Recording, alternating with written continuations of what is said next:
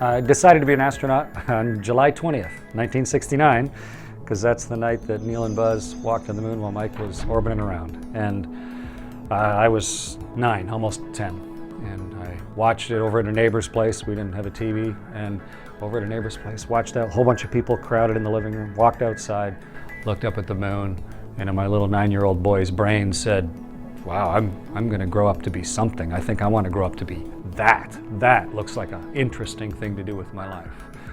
And so I consciously decided, well, like a million other kids, but I consciously decided on that night. So I was very much inspired by the early pioneers in space, by the early explorers, and by the tremendous capability that comes with a challenge like spaceflight.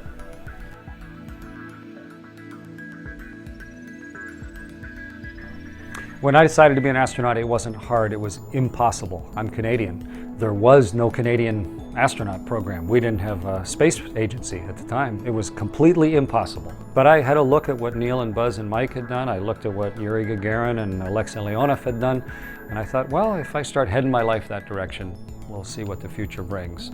And there were all sorts of setbacks along the way. It wasn't a linear process at all. It was nothing but dead ends and guessing and trying. But here I stand, 42 years later, having flown in space twice, on 2 different space shuttles, and now going to launch on one of the same sort of spaceships that Alexei Leonov and Yuri Gagarin launched on, and going to go live on the space station. I command the International Space Station. So sometimes inspiration and dead ends can lead to a pretty amazing life of dreams.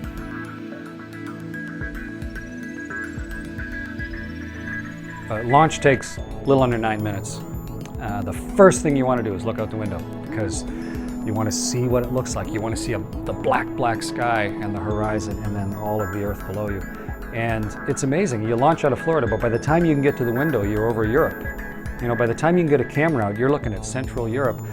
And I'd calculated and realized that 90 minutes after launch, with the world turning underneath me, 90 minutes, just an hour and a half, we'd come over the town I was born in Canada, and we were going to drive right down the highway, basically, that led from town I was born in to where my parents lived, to where I grew up, and where I learned to fly. And so I had that time. My watch went off about 80 minutes after launch, and had the camera ready.